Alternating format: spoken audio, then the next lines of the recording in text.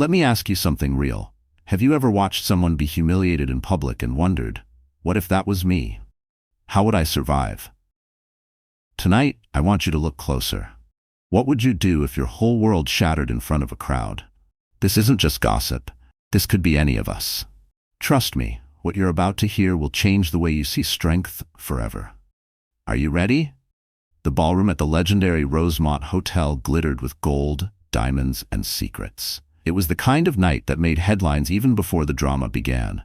New York's elite had gathered under the enormous crystal chandeliers for the Rosemont Children's Gala, a high-society charity event that doubled as a showcase for the city's wealthiest and most influential. Champagne flowed like water. Women in silk and sequins mingled with men in tailored tuxedos. The orchestra played a medley of old Hollywood tunes. Outside, paparazzi flashed cameras at every black car that rolled up to the velvet ropes, desperate for a glimpse of a movie star, a mogul, or a moment they could sell to the tabloids. No one knew that tonight they would witness something so shocking that even the jaded would gasp. At precisely 9:47 p.m., as the gala's founder made a speech about generosity and community, the spotlight accidentally revealed something much darker. A marriage unraveling in the most public, humiliating way possible. At the center of it all, Jonathan Pryce, the man Forbes called the tech king of Manhattan, and his pregnant wife, Emma. Jonathan was a self-made millionaire, a regular on magazine covers, famous for his cold ambition and hotter temper. Emma, 6 months pregnant and glowing in a navy maternity gown, stood quietly at his side, cradling her belly and trying to disappear into the velvet drapes. Jonathan, clutching a glass of whiskey, barely looked at her. His focus was on the crowd, on appearances, on his business associates, and on Sasha, his much younger, shockingly beautiful business partner, whose hand lingered just a little too long on his arm. The first sign of trouble was Jonathan's raised voice, a hiss that cut through the polite laughter around the bar. "You need to stop embarrassing me," he spat at Emma, who flinched, glancing at the floor. A few people looked over, unsure of what they were hearing. Sasha giggled, flicking her long hair over one shoulder, her lips curled in a smirk meant only for Emma. "Let's get some air, honey," Emma said quietly, hoping to diffuse whatever was brewing. But Jonathan grabbed her wrist, hard enough to make her wince. "You're not going anywhere," he snapped. "You're going to stand right here and act like a proper wife for once in your life." Emma's hand flew protectively to her stomach. She tried to pull away. He tightened his grip. A few feet away, someone started filming on their phone, sensing that this was the kind of moment that gets people talking and watching. Suddenly, with a sneer of pure contempt, Jonathan slapped Emma. The sound, a harsh, echoing crack, rang out through the ballroom. The music stopped. Laughter died. People gasped. A wine glass slipped from a woman's hand, shattering on the floor. Emma staggered but did not fall. Her cheek flamed red where Jonathan's hand had landed. She touched her face, stunned, tears springing instantly to her eyes. The shock rolled through the crowd like thunder. A senator's wife covered her mouth in horror. A Wall Street tycoon stared, jaw slack, as his own daughter whispered, "Is that Jonathan Pryce?" For a moment, nobody moved. Even Sasha looked startled. Jonathan stood tall, chest heaving, daring anyone to say a word.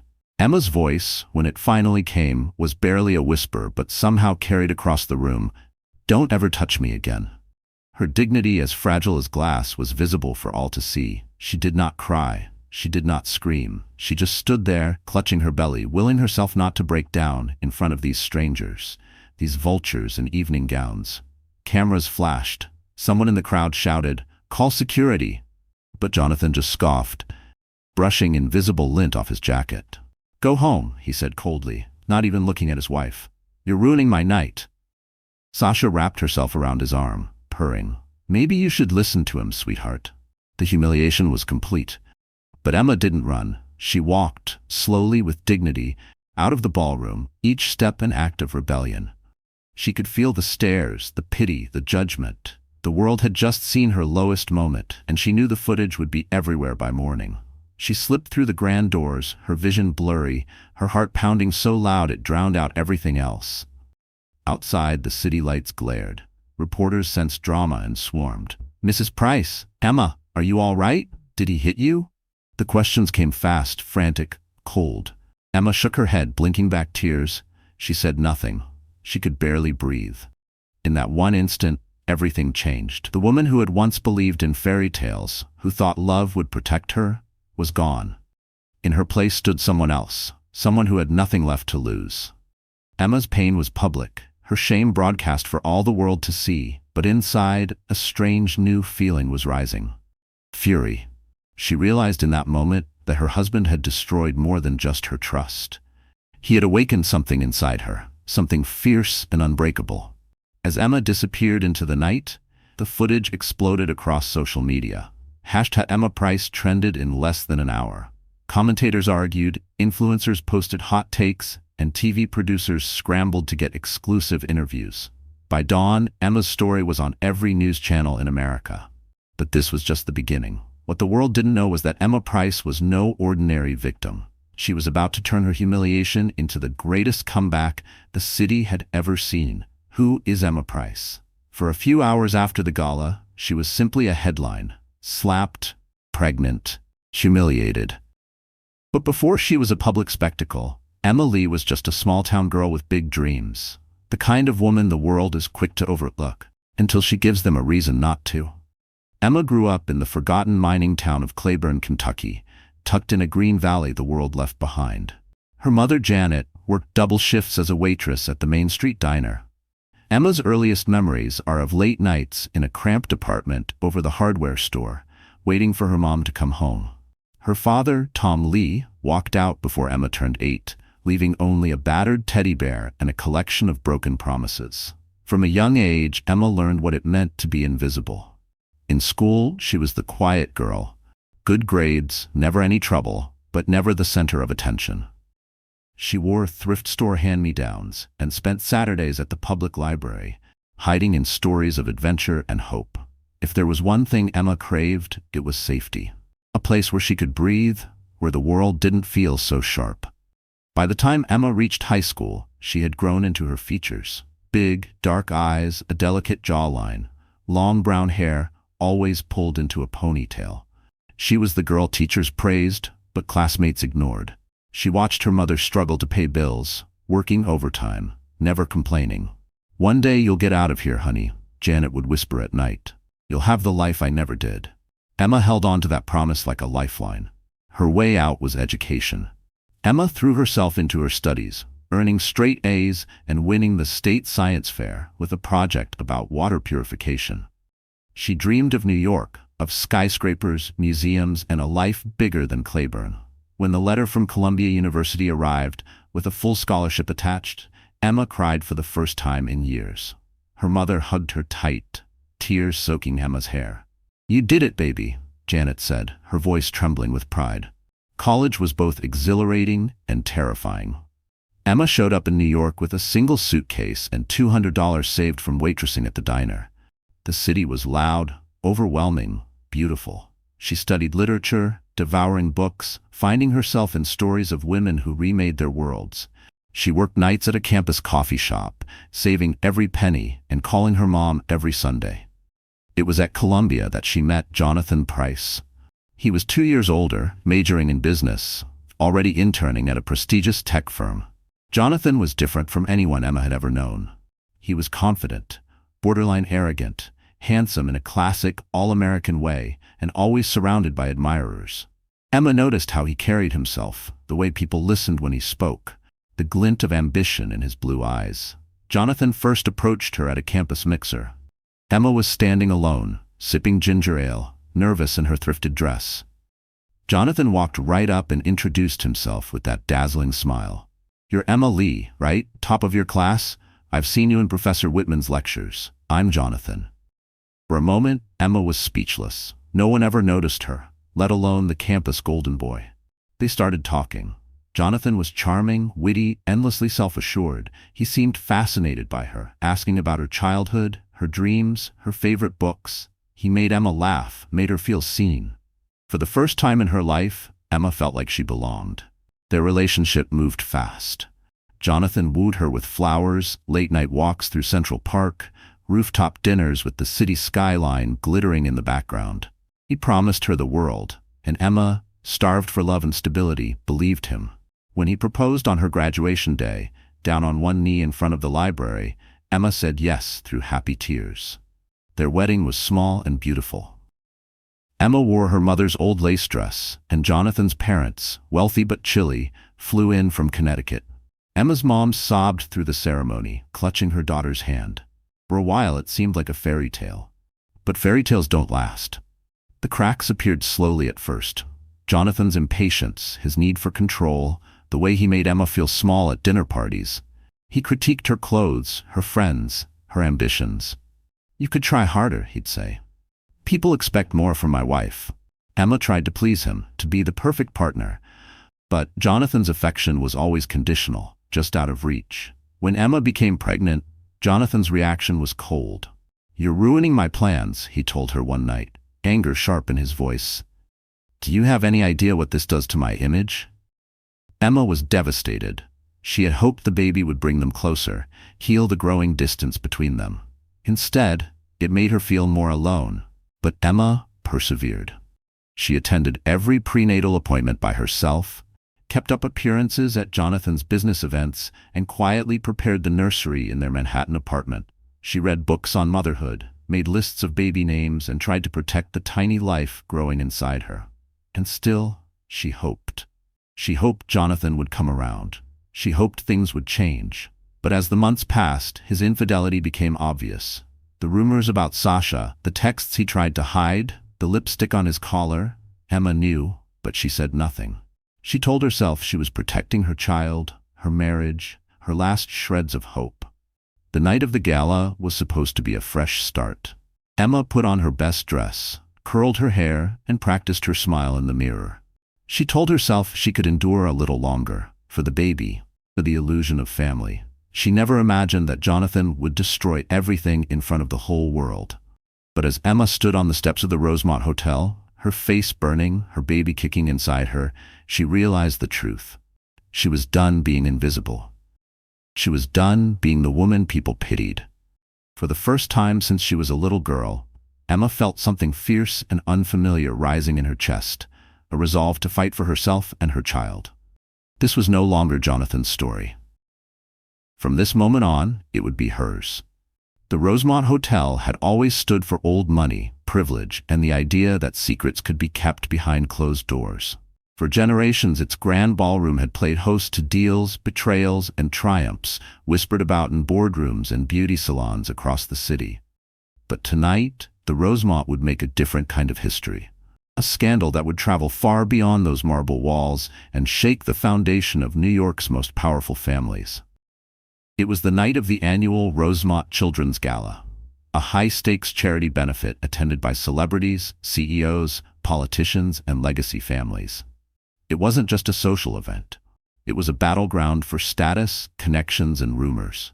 Every corner of the ballroom was alive with anticipation, tension, and the unmistakable sound of competition disguised as polite laughter. The grand ballroom itself was a vision out of a movie. Crystal chandeliers, each one worth more than Emma's mother's old house, bathed the room in soft golden light. Tables draped in deep navy cloth were crowned with enormous bouquets of white orchids and roses. Every plate gleamed, every glass sparkled, and the air shimmered with perfume, ambition, and just a hint of scandal.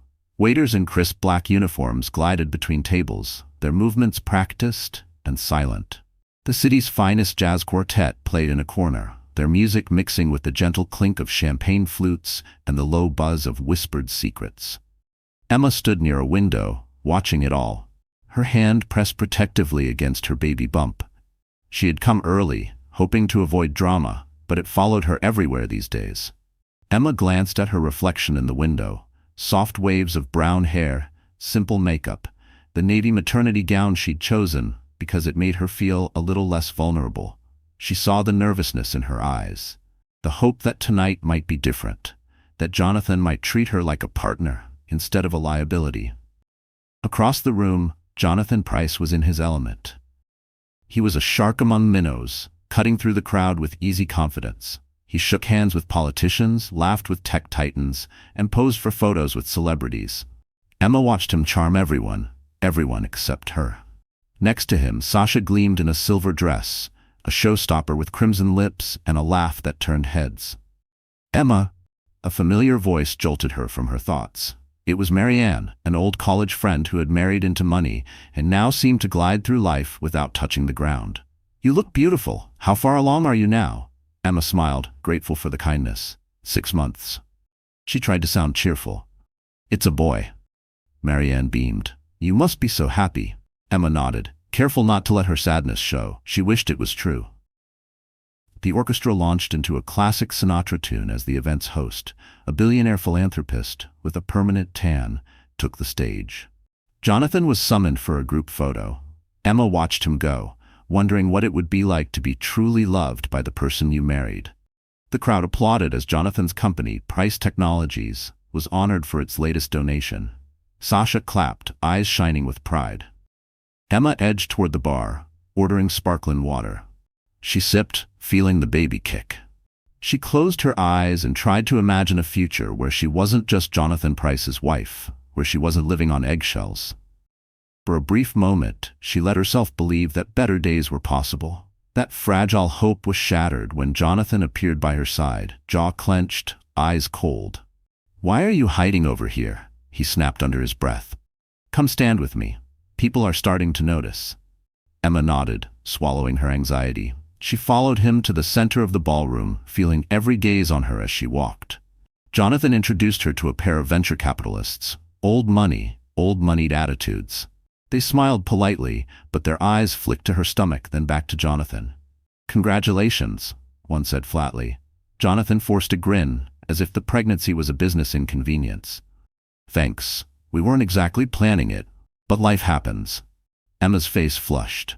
She stared at the floor, wishing she could vanish. Sasha hovered nearby, never more than a few steps from Jonathan, her laughter sharp as glass. "Jonathan, I need you for the press photos," she called, her voice sugary sweet but edged with command. Jonathan left Emma standing there, alone, as the photographers crowded around him, and Sasha snapping pictures that would later flood social media and gossip sites. Emma watched as her husband put his arm around Sasha for the cameras. Their smiles bright, their bodies too close. Emma's heart twisted, the humiliation burning. She felt invisible, again. She retreated to the edge of the ballroom, trying to steady her breathing. A waiter offered her a canapé, but she shook her head. Her appetite was gone. She focused on the jazz, the flowers, the lights, anything but her husband and his mistress.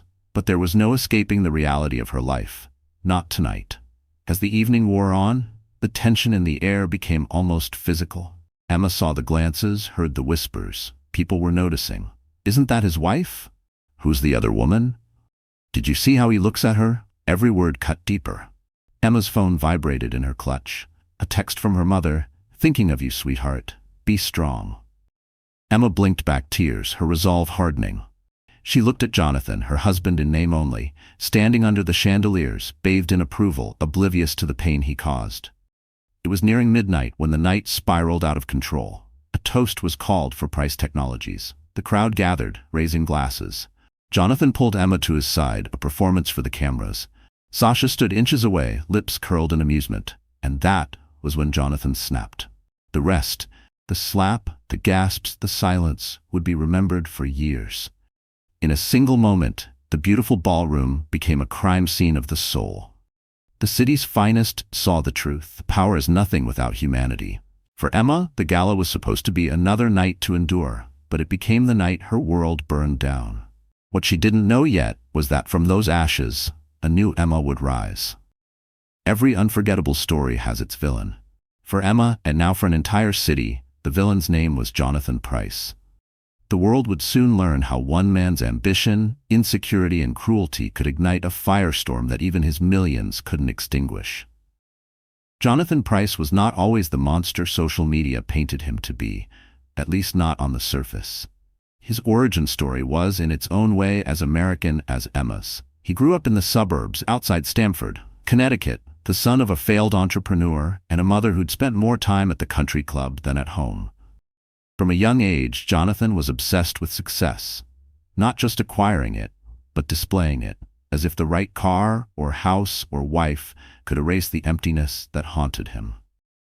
He learned quickly that charm could open doors money couldn't.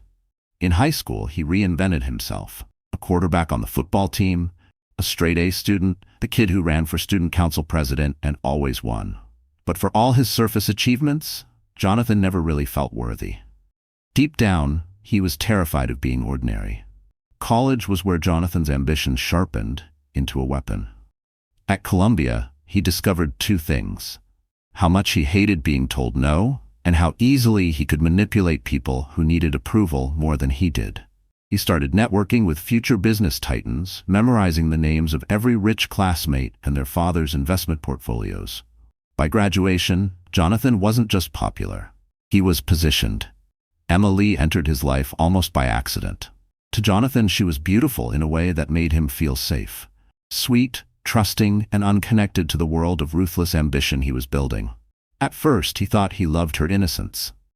She adored him, after all, and her lack of confidence made him feel powerful.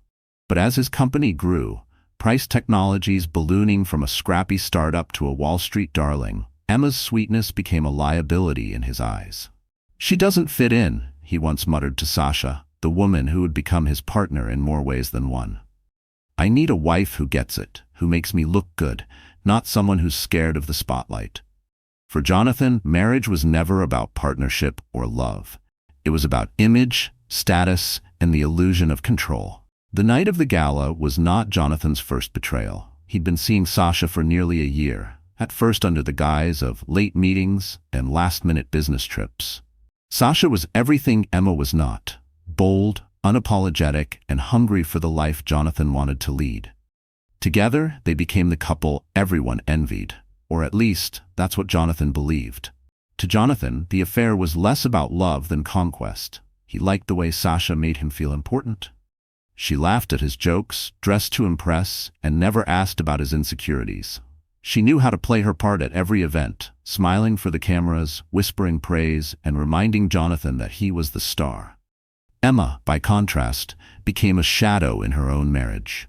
Jonathan dismissed her opinions, rolled his eyes at her attempts to talk about their future, and criticized everything from her clothes to her cooking.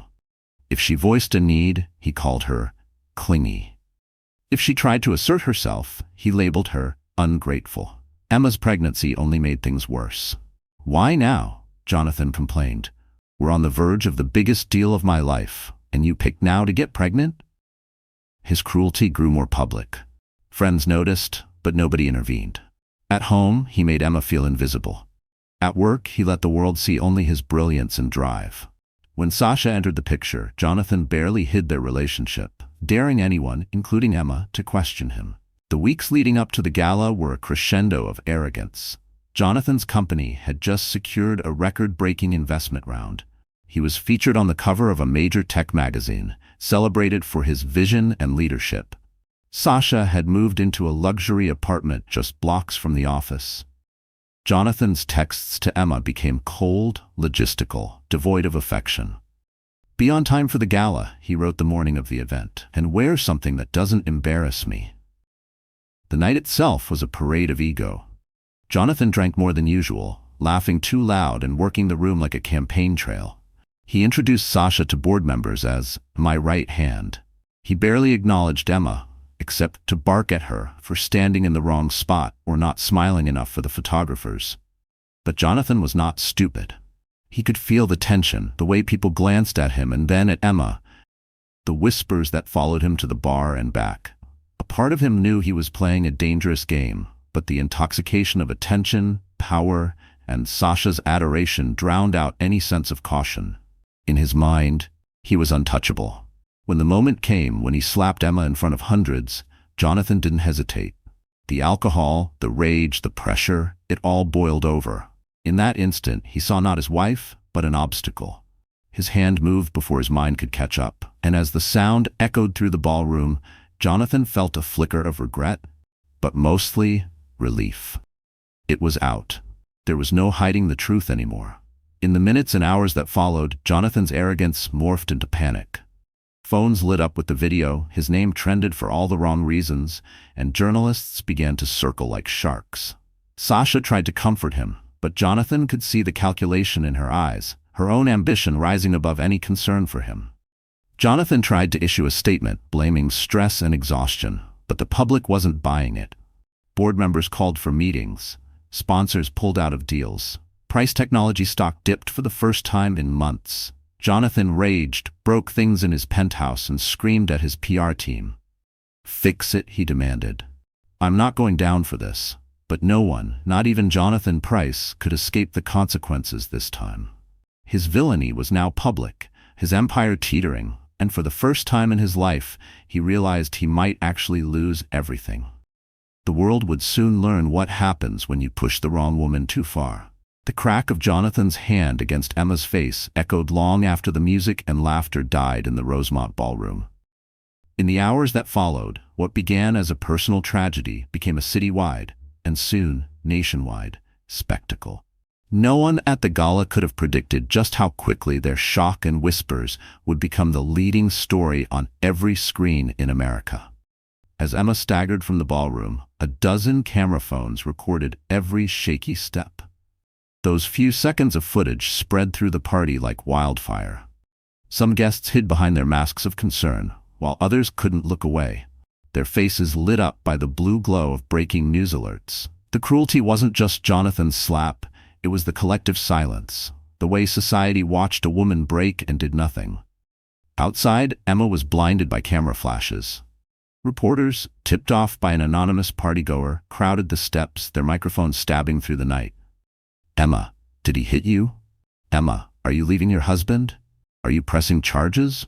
Their questions pierced the chilly air, cruel and relentless. Emma, her cheeks still burning, said nothing. She could only clutch her belly, fighting to breathe, her dignity unraveling with every photo snapped. Within minutes, the video hit social media. The hashtags exploded.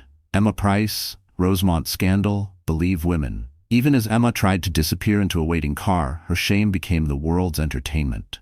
By midnight, her story was the lead headline on every major news channel.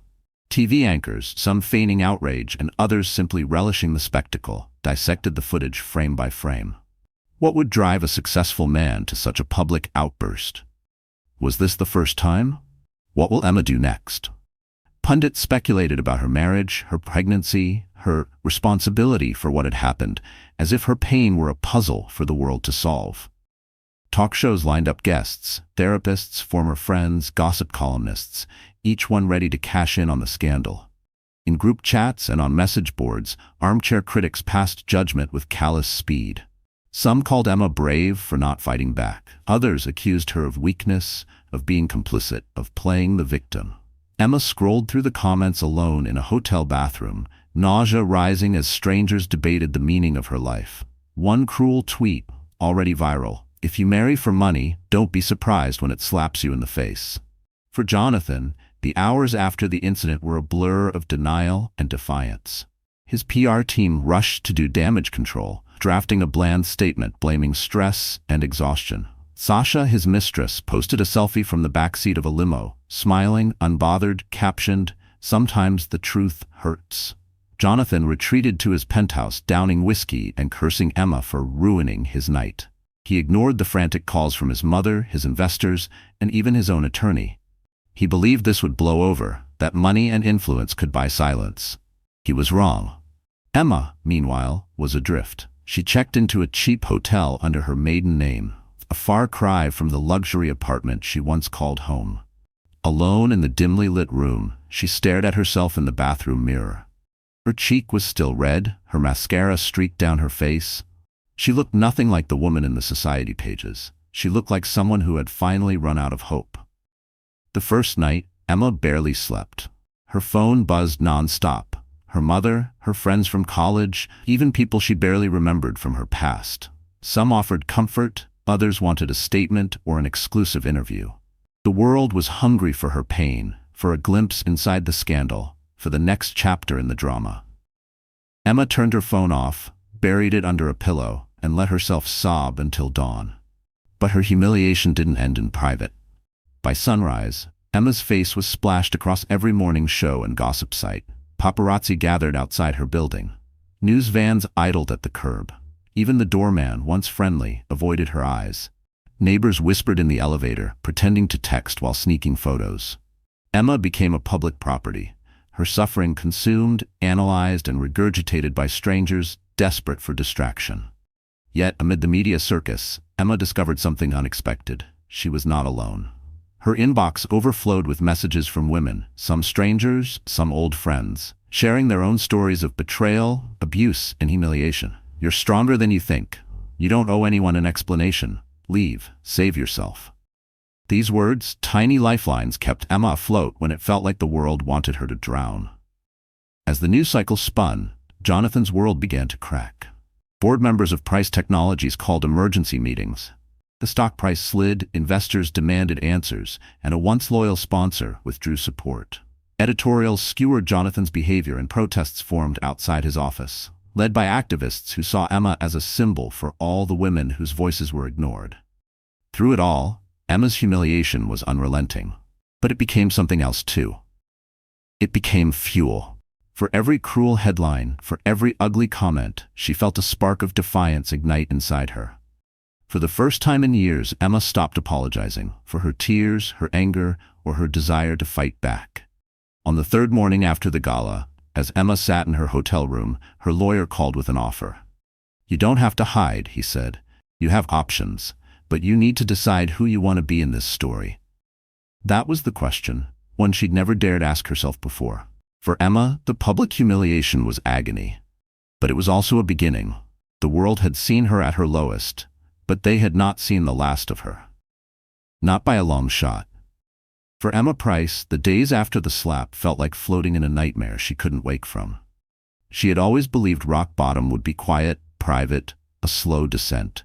She never imagined it would come so suddenly or so publicly, with her pain blasted on every phone screen, her name a hashtag, her story dissected by strangers who knew nothing about her life.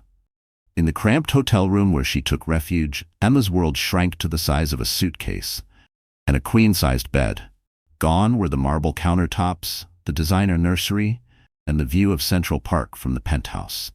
In their place, peeling wallpaper, flickering fluorescent lights, and the stale scent of cigarettes from the hallway. She was alone except for her unborn child and the echo of 1,000 questions. Emma tried to sleep, but her mind raced in endless loops. What if she had kept quiet at the gala? What if she had played the perfect wife for just one more night? She replayed every moment, Jonathan's anger, Sasha's smirk, the sting of humiliation, searching for a way to undo the damage. But there was no going back. The whole world had seen her at her lowest. Even if she could forgive Jonathan, she could never make the city unsee what happened that night. The first morning, Emma barely moved. The sun cut through the blinds, harsh and cold. She lay curled around her belly, feeling the baby's gentle kicks, a bittersweet reminder that life was still moving forward, even if she was stuck. Tears slid down her cheeks. She felt like a failure, as a wife, as a woman, as a soon-to-be mother. She couldn't eat. The idea of food made her nauseous, and anyway, what appetite she had left was drowned by anxiety.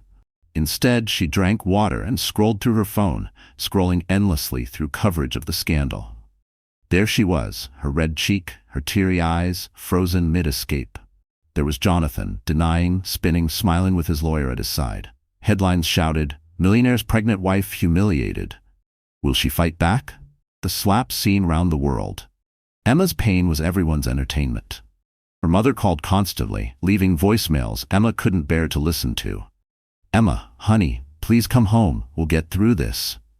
Old friends from Kentucky texted, sending prayers, offering a couch or an ear. But Emma couldn't answer. She felt paralyzed by shame. She imagined their pity, their questions, their disbelief that she had let things go so far. Worse still were the media requests. Her inbox overflowed. Reporters begging for a statement, TV producers dangling money for an exclusive, internet trolls alternating between cruel jokes and unsolicited advice. Even her lawyer warned her, "They'll use anything you say against you. Stay silent for now." The isolation became suffocating. Emma wandered the hotel halls at night, hoping the movement would quiet her thoughts. She watched the city from the lobby window, taxis blurring past, couples laughing, a world that kept spinning while hers had come to a standstill. Sometimes she envied the anonymity of strangers. Sometimes she hated them for not noticing her pain. The hardest part wasn't Jonathan's betrayal, or the slap, or even the public humiliation. It was the emptiness, the sense that her whole life had been erased in a single night. She mourned the dreams she'd built, the family she'd hoped to create, the love she thought she had. Now she had nothing but herself, and she didn't know if that was enough. One afternoon, as rain battered the window and thunder shook the city, Emma finally broke. She curled up in bed and sobbed, deep, aching, body-racking sobs that left her gasping for air. She mourned not just Jonathan or the marriage, but the version of herself who had believed in fairy tales. The version who thought loyalty was enough to change a man, who imagined that suffering in silence was a kind of strength. But something happened in that storm. When Emma was emptied of tears, she found herself talking to her baby, her hand pressed to her belly. "I'm so sorry," she whispered, voice hoarse. "I wanted to give you a happy family. I wanted to be enough." The baby kicked gently, as if to say, "You are." For the first time since the slap, Emma felt a flicker of something besides fear, a stubborn, tiny spark of hope. That night, her dreams changed. Instead of reliving the slap, she saw herself standing tall, defying Jonathan, walking into a bright future with her child. She awoke with a new determination. She would not let her baby inherit this pain. She would not let Jonathan's cruelty define her story. Emma showered, dressed in her only clean clothes, and called her mother. They spoke for nearly an hour, Emma crying, her mother reminding her of every hardship they'd survived together. "You're stronger than you know, Em. You always have been. You don't need him. You don't need any of them." Afterward, Emma made another call to her lawyer. "I want out," she said quietly but firmly. "I want a divorce, I want custody, and I want to fight." Her lawyer promised to start the paperwork and warned her that the battle ahead would be brutal. But for the first time in days, Emma felt something like relief. The next step was the hardest, facing the public. She drafted a statement, simple and direct. No woman should ever feel ashamed for standing up for herself or her child. I am taking time to heal and protect my family. I ask for privacy and respect as I move forward. It wasn't an ending. It wasn't even a new beginning, but it was a step, a promise to herself and her child that they would not be defined by someone else's violence. Emma knew the road ahead would be rough, but as she packed her suitcase, ready to leave the hotel for a safer place, she realized something life-changing. The only way out of the nightmare was through it. For days after the incident, Emma Price disappeared from public view. Rumors ran wild. Some tabloids said she'd left the city. Others claimed she was in rehab or hiding out in the Hamptons with a mystery benefactor. Her name continued trending, but for once, Emma had reclaimed her silence. In truth, she was neither running nor hiding. She was preparing for war, armed with a secret that not even Jonathan could have imagined. Emma had spent her life running from her past. What few people knew, even Jonathan, was that Emma Lee was not just a girl from Claiborne, Kentucky. Her late father, Tom Lee, wasn't just an absent deadbeat. He'd been the black sheep of the Lee family, an American dynasty built on steel, logistics, and old money that stretched back over a century. When Emma's grandfather died, her father inherited a small but valuable stake in Lee Holdings, a multinational investment conglomerate. He'd kept it secret, embarrassed by his failure to live up to the family name. When he passed away unexpectedly, Emma, still a child, became the sole heir to those shares. Her mother, Janet, desperate to shield Emma from family politics and greedy relatives, placed the assets in a trust. The world, and Emma herself, forgot about it. She built her life without ever touching her inheritance, working hard, winning scholarships, and refusing handouts from a family she barely knew. It was only after her mother's death, shortly before her wedding, that Emma discovered the truth. She was, by blood and by law, a controlling shareholder in Lee Holdings, a quiet billionaire in waiting. For years, Emma left her inheritance untouched. She let her family's trusted lawyer, Michael Kim, manage the accounts. She didn't need the money. She wanted a normal life, a real marriage, a real family, a chance to succeed or fail on her own terms. Jonathan never asked about her finances. He assumed she was penniless, a charity case. Emma never corrected him. She didn't want to see the look in his eyes change. But after the slap, after the headlines, and after the hotel breakdown, Emma realized something had to change. She could no longer afford to hide who she was. Her child deserved security. She deserved respect. She called Michael Kim, who flew to New York that same day. In a quiet conference room, Emma listened as Michael laid out her options. "You're not powerless, Emma. In fact, you have more leverage than Jonathan ever dreamed of. You own 51% of Lee Holdings, which in turn controls minority shares in Price Technologies, enough to make life very difficult for him. If you wanted, you could freeze his access to funding. You could call an emergency shareholders meeting. You could demand his resignation as CEO." Emma's mind raced. For so long, she'd felt small, trapped by Jonathan's power, outshined by his ambition, belittled by his confidence. Now, with one signature, she could flip the script. She could reveal her true identity to the world. For the first time in months, she felt a surge of hope, mixed with something almost like joy. But this was about more than revenge. Emma wanted to rewrite the ending, not just for herself, but for every woman who'd ever been told she was powerless. She decided to move carefully, gathering her legal and financial team, preparing a strategy. She would not lash out in anger. She would act with precision, dignity, and the full force of her legacy behind her. Over the next week, Emma met with investment bankers, PR consultants, and her late mother's oldest friends. She moved her assets into a new trust for her unborn child, ensuring their security no matter what Jonathan tried.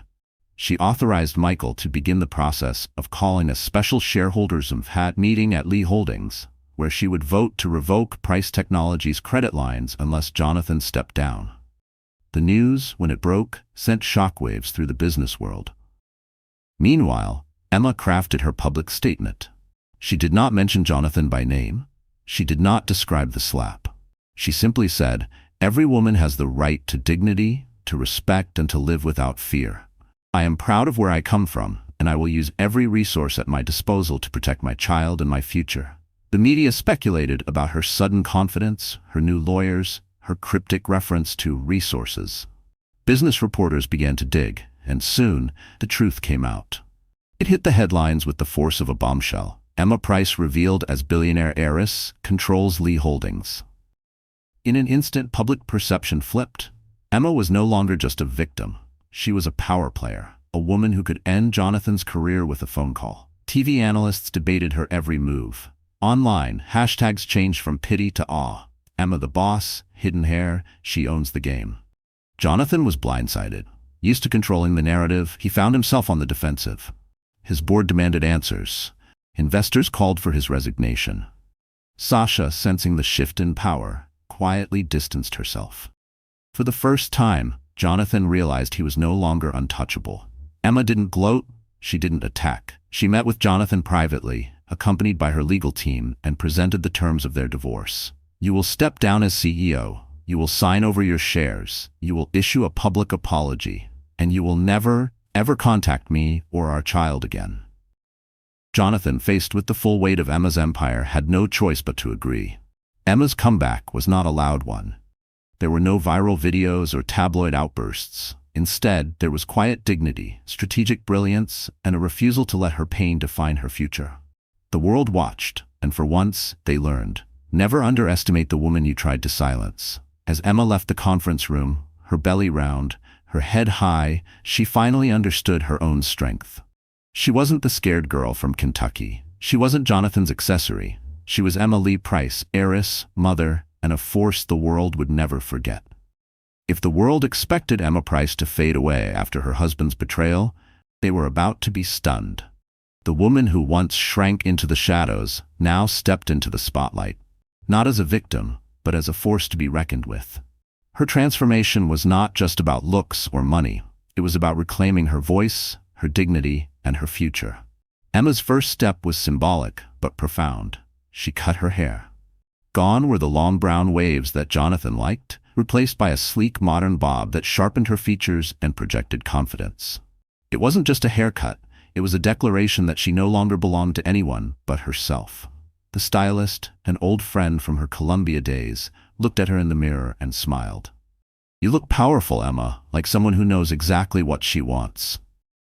For the first time in ages, Emma believed it. Next came the wardrobe. No more dowdy maternity dresses chosen to blend in or please her husband's taste. Emma visited an up-and-coming designer, one of the many women who had reached out to support her after the scandal broke. Together, they created a look that was bold, elegant, and unapologetically feminine. Silk blouses in jewel tones, tailored jackets that flattered her growing belly, and statement jewelry that once belonged to her grandmother. Every morning, Emma dressed with intention, choosing pieces that reminded her of her heritage and her strength. But Emma's transformation wasn't just physical. She dove into therapy, working through the years of manipulation and self-doubt that Jonathan had left behind. The sessions were painful at first, unpacking old wounds, learning to set boundaries, forgiving herself for the mistakes she'd made. But with every breakthrough, she grew stronger, more certain of her worth. She read books on resilience, attended online workshops for women in business, and joined a support group for survivors of domestic violence. For the first time, Emma was surrounded by people who understood, who offered advice without judgment, and who believed she could do more than just survive. She could thrive. As her confidence grew, Emma returned to Lee Holdings, not as a silent shareholder, but as an active leader. With the board's blessing, she launched a foundation dedicated to empowering women in crisis, providing legal aid, housing, and business grants to those fleeing abuse. The media called it revenge philanthropy, but for Emma, it was about creating the safety net she wished she'd had. The foundation's launch event was a sensation, with celebrities, business leaders, and politicians all showing up to support her. For the first time, Emma was not Jonathan's wife, but a respected figure in her own right. Emma also revamped her public image. She hired a PR strategist who understood her mission, to reclaim the narrative and inspire others. Instead of avoiding the press, Emma gave a controlled interview to a respected journalist, telling her story on her own terms. She spoke not of scandal, but of survival, motherhood, and the power of second chances. "I refuse to let anyone else define me," she said. "This is not the end of my story, it's the beginning." The interview went viral, celebrated for its honesty and grace.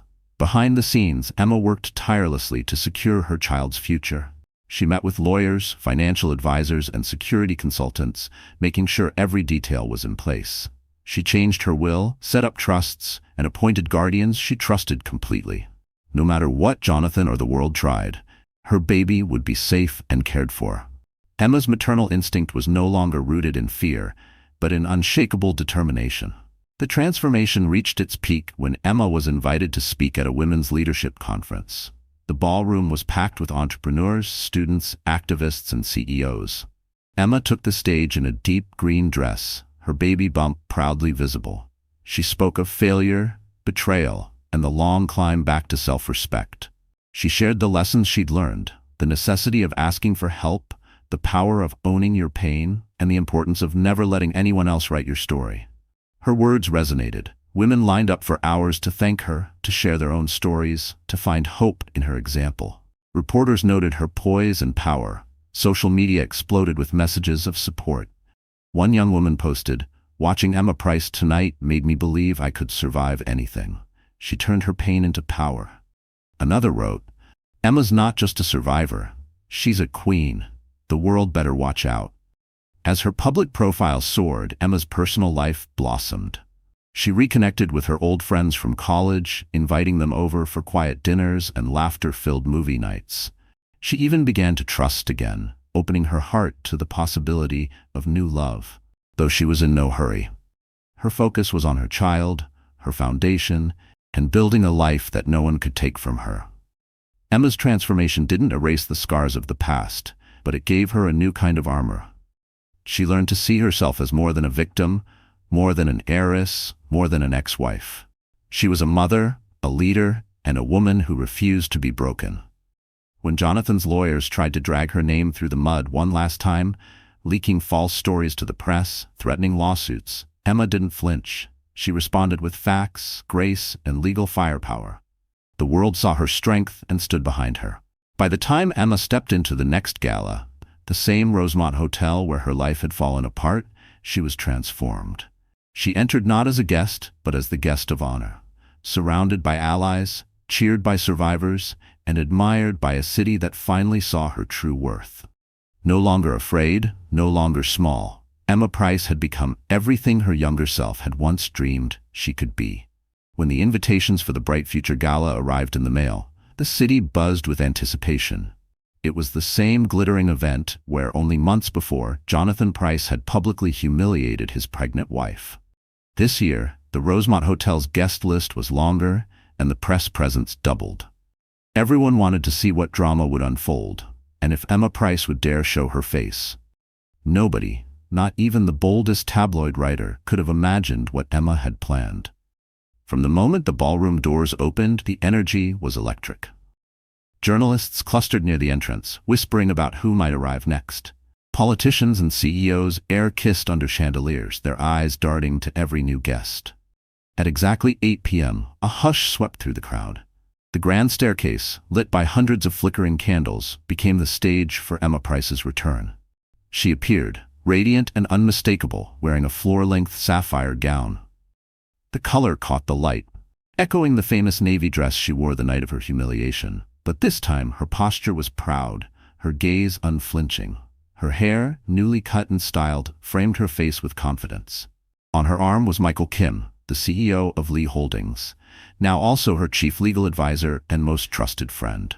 Every camera in the room turned toward Emma. Paparazzi flashed and guests gasped, but Emma walked with steady steps, pausing only to acknowledge the warm applause that erupted as she entered. For a heartbeat, time seemed to freeze. Even Jonathan, lurking near the bar in a desperate attempt at nonchalance, could only stare, his confidence draining from his face. The MC welcomed the crowd, but all eyes stayed on Emma. Socialites and investors watched in awe as she mingled with guests, stopping to chat, laugh, and pose for photos. Gone was the nervous, quiet woman of before. In her place stood a leader, a survivor, someone who had nothing to prove and everything to celebrate. Midway through the night, the event's host announced a special presentation. Emma's foundation, Empower Her, was awarding grants to women starting over after abuse. The stories brought tears and standing ovations. Emma took the stage, her voice strong and unwavering. When I stood here last year, I was afraid. I let someone else's cruelty dictate how I saw myself. But I am here tonight, not because of what I survived, but because I refused to let my story end in silence. Every woman in this room, every person who's ever been told they were too much or not enough, you have the power to write your own ending. Her words echoed through the room. Cameras live-streamed the speech, social media hashtags exploded, and support poured in from every corner of the globe. #Emma returns and rewrite the ending trended for days.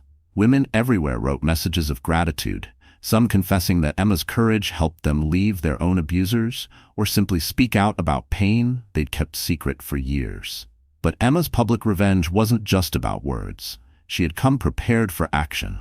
As dessert was served and the orchestra began a slow waltz, Michael Kim approached the podium, inviting the board members of Price Technologies to join him on stage.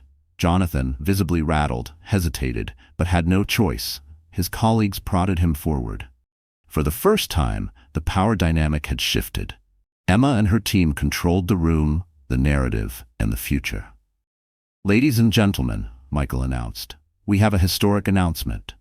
In light of recent events and in keeping with the values of transparency and respect, Lee Holdings is restructuring its partnership with Price Technologies. Effective immediately, there will be a change in leadership." He gestured toward Emma, who nodded with quiet authority. Jonathan's face went white as board members handed him a folder. The documents inside, prepared with meticulous legal care, required his immediate resignation. The terms were clear. Step down, forfeit all claims, and issue a public apology, or face financial and criminal investigations that would ruin him.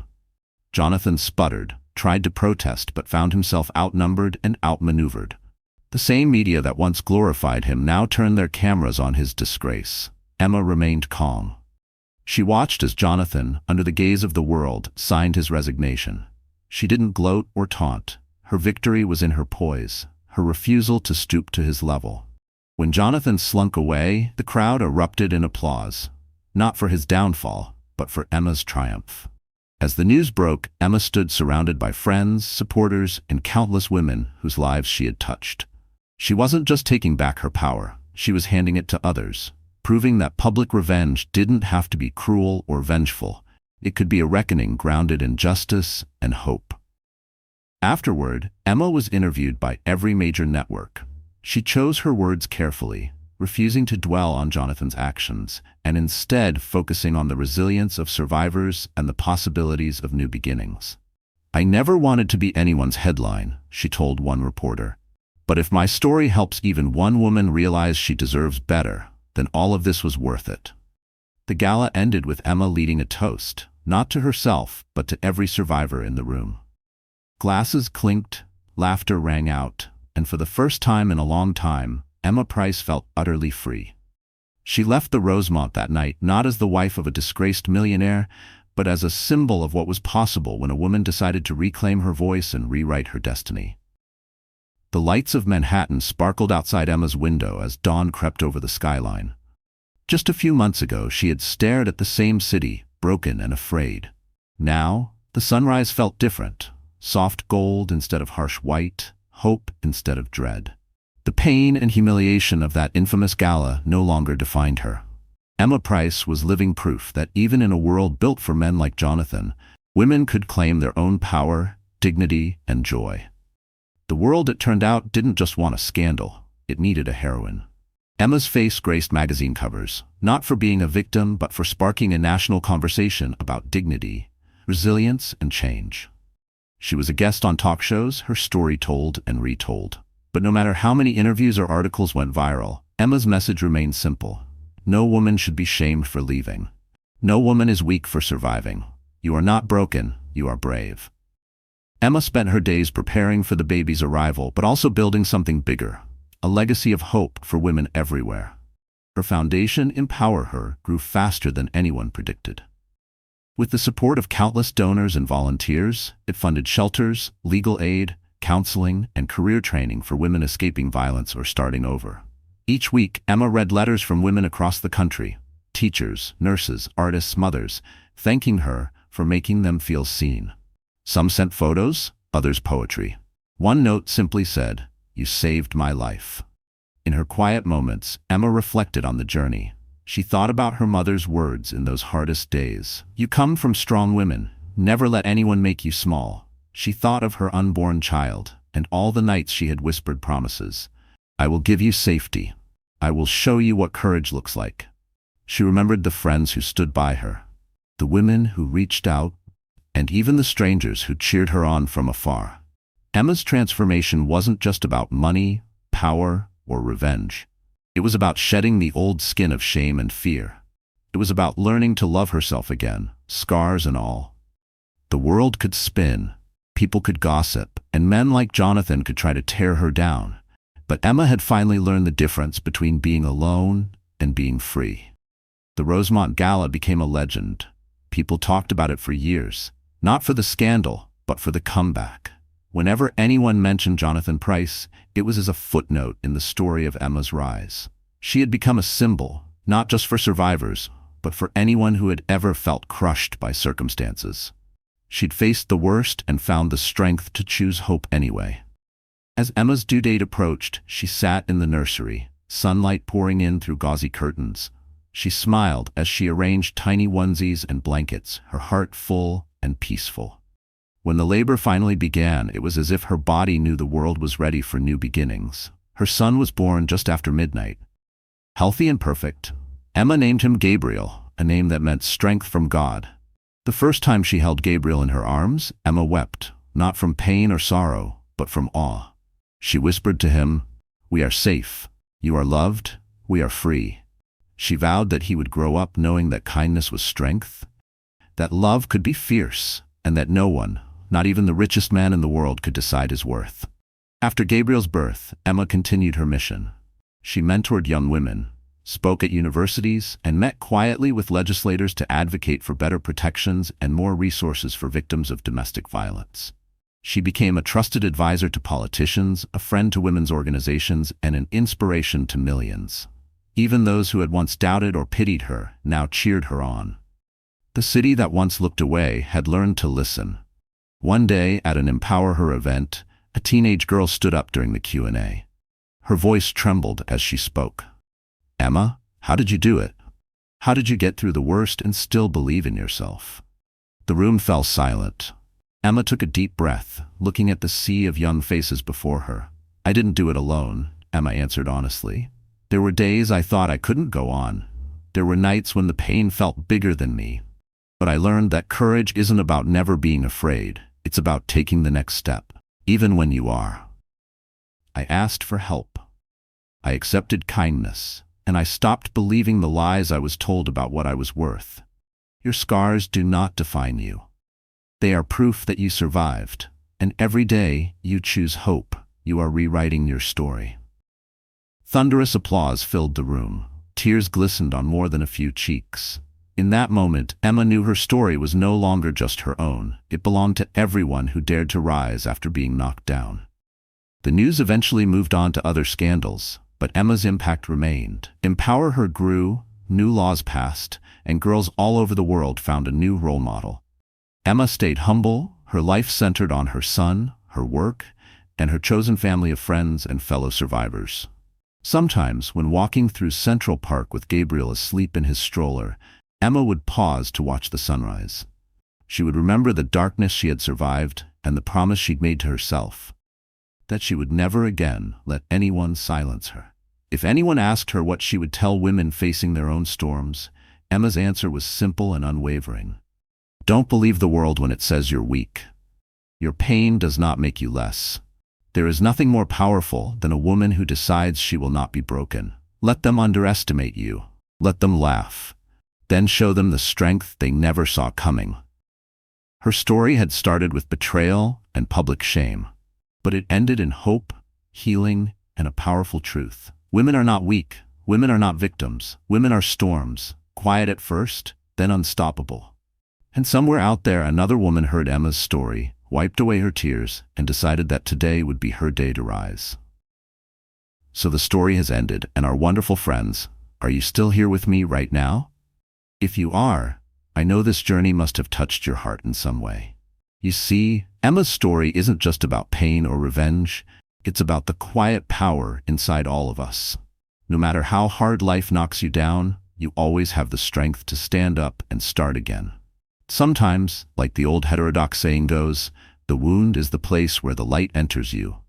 Your scars don't make you weak, they prove you survived. If you feel this message, please like, share, and subscribe, and drop a comment below. What part of Emma's journey spoke to you? Let's keep this conversation going, because your voice and your healing matter so much. Trust me, you are stronger than you think.